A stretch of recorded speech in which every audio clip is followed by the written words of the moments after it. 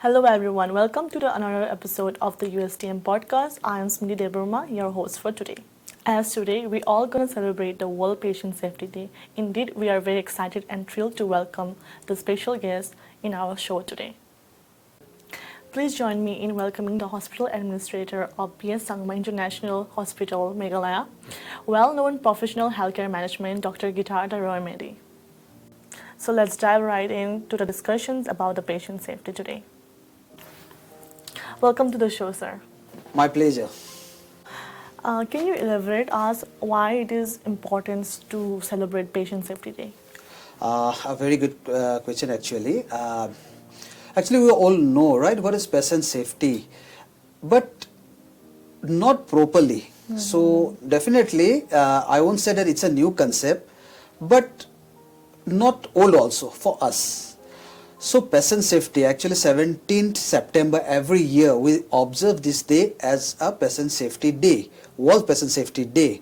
The purpose is to raise the awareness on patient safety and to make the people know about this, particularly the healthcare workers. So in 2019, the World Health Organization, WHO, they have coined this term World Patient Safety Day and have declared to observe 17th September every year as the Patient Safety Day. So in a hospital generally, we offer the best service. We commit to give the world-class quality services, healthcare services. But still, there are some deficiencies, right? The patient is harmed. The patient is not satisfied, right? The patient is not properly treated. So various types of things do come. So that is why, so what we should try to provide a patient-centric service. Exactly. A patient-centric service to those who are coming to the hospital. Definitely, if a person is coming to the hospital, he is not fit, he is sick, he is in some pain, he has some problems. And what he want us to treat him. He want us to accept him. He want us to listen to him. And we should listen to him. And we should understand his problems, his suffering, and we should treat him. But we should treat him without causing any harm, without giving him any additional health problem. So that is what we call patient safety. The patient should be safe during the course of the treatment. Right. And to raise the awareness on this special day is observed as the World Patient Safety Day. That was great to know about it. It was very informative. Well, we know that it is necessary to know about the importance of patient safety. If any circumstances come across to us, how do we supposed to take care of it?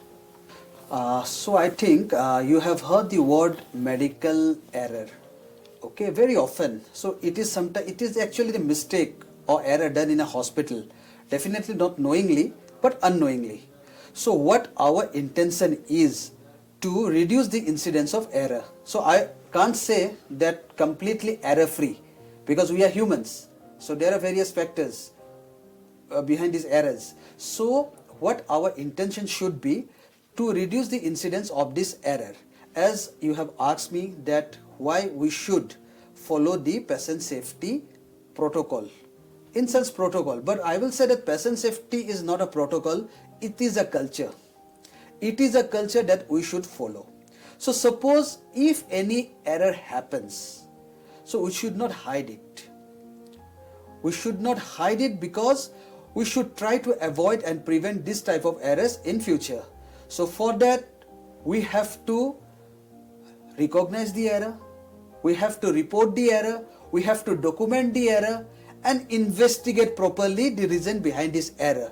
Why? So that we should not repeat it in future, because patient safety is a very sensitive issue and a minor mistake will harm the patient. We cannot say. For us it might be a minor mistake, but it might cause lots of problems to the patient. So we should be very sensitive regarding this. That is why reporting, identifying and investigating the error is very important to prevent it from happening in future. Thank you so much, sir. It was very wonderful to hear about it. Can you please elaborate us when did the patient safety has begun or started and also the theme for this year? This patient safety, okay, so if we talk about who has started this patient safety culture, so there was a physician and a public health expert in Harvard School of Public Health, Lucien Liope, as much I know. So he is considered as the father of patient safety. So patient safety culture has been followed from a long time, but we are conscious now, mostly after the COVID. Okay, our people, general people, I say, but being a healthcare worker, so we are working on it from a long time. So this time, so this is September, 17th September 2024. So what our theme is, better diagnosis, improving diagnosis for patient safety. Okay, improving diagnosis, it covers everything.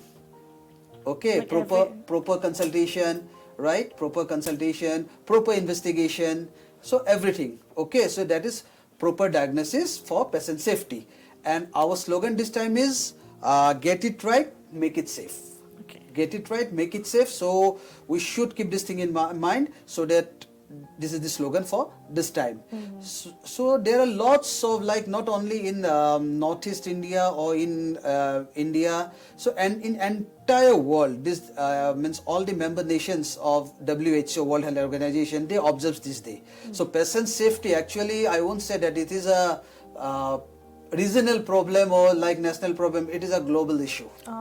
Okay, it is a global issue, and more than like India or South Asian countries, so incidence of medical errors that is harming the patient, okay, it is more in European countries and in US than in our countries like India, Pakistan, Nepal, Bangladesh, South Asian countries. So we think that healthcare is not up to date in our place, but more than in our place, so these incidents are more in the developed countries. Okay.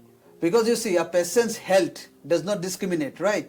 So that is why it is not good to say that incidence of patient safety is higher here in these South Asian countries or any other country than the developed countries, but it is more in the developed countries. So that is why it was first started in these countries, the culture of patient safety, to keep the patient safe and secure during the course of the treatment in a healthcare organization.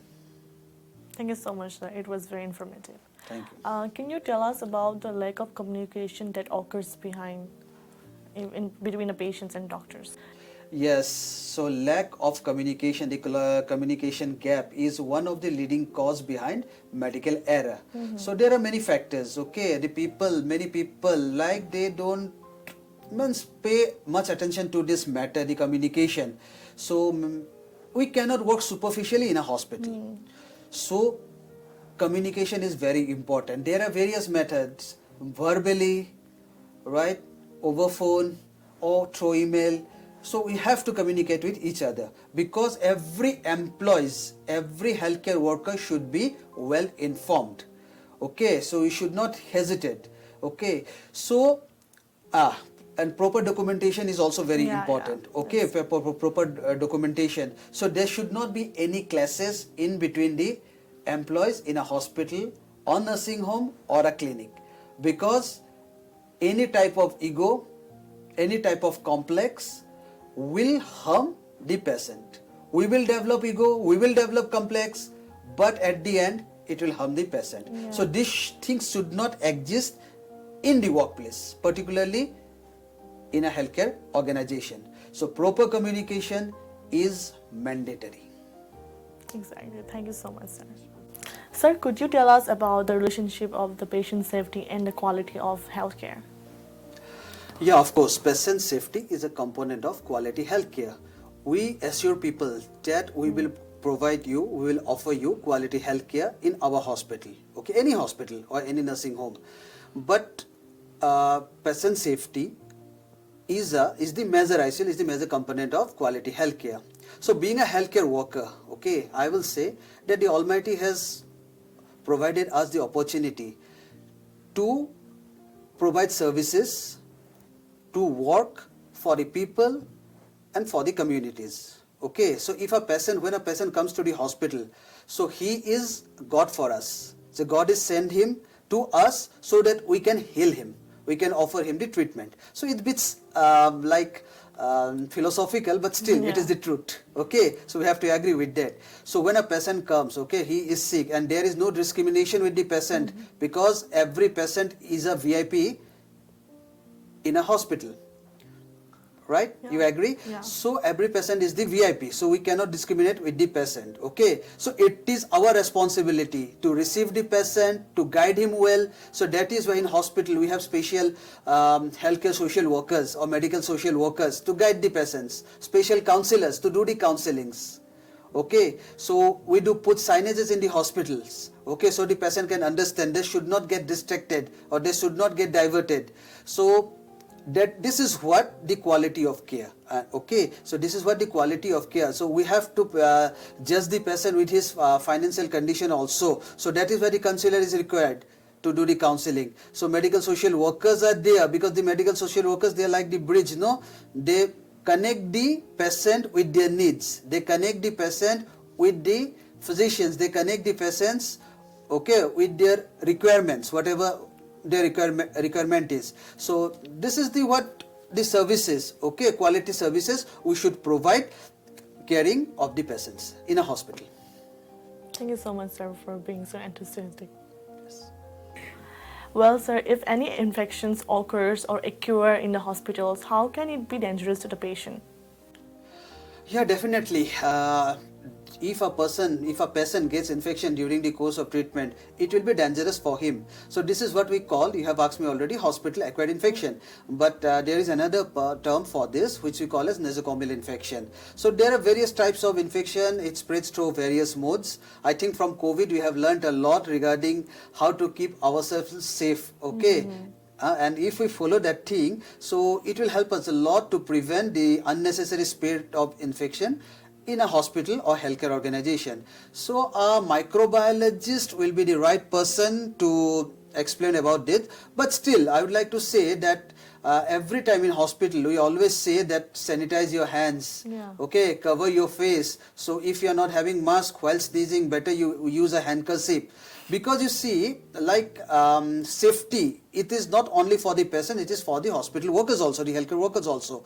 So we should care for everyone, even the visitors also, the patient attendants. Okay, they are also prone to infections, but patients are more prone to infection because they are already sick and they are immunocompromised. So infection, it spreads to various modes, I said. Like that is why before touching anything or after touching anything, we should sanitize our hands. Okay, so we should sanitize all the equipments after every use, and then we should use sterile things in hospital. So like the catheter, the patient beds, okay, the wheelchairs, the stretchers, everything should be cleaned, and we should maintain the sterility. Okay, sanitize. It should be sanitized. And every time we say, do not use the patient's bed and linens. Why? It is dangerous for the patient as well as the one who is using it. Okay. Yeah. So our hospital staff also, they don't use, but they should ask the patient attendants or visitors not to use the patient's linens and belongings, or not to sit and sleep on patient's bed, because it is dangerous for both of them. And like patient, if we touch also patient beds and all, and after touching the patient every time, so we should wash our hands. If not, then we should sanitize our hands. So this culture we should follow to avoid, to prevent this hospital acquired infections. Normally, if a patient gets infection after 48 hours of admission and within 6 days of getting discharged, we consider it to be hospital acquired infections. It might not be, but still we consider it as hospital acquired infections. As I said, there are microbiologists will be a better person to explain on this. But it was very informative. Thank you so much, sir. So basically, patient safety is all about minimizing our risks and maintaining our healthcare. So patient safety also involves in encouraging the patients to be the active participants, and also to care for themselves and to make it easier. And thank you to the audience for listening to us so patiently. Stay connected with us for the most upcoming episode. Until then, take care and stay blessed.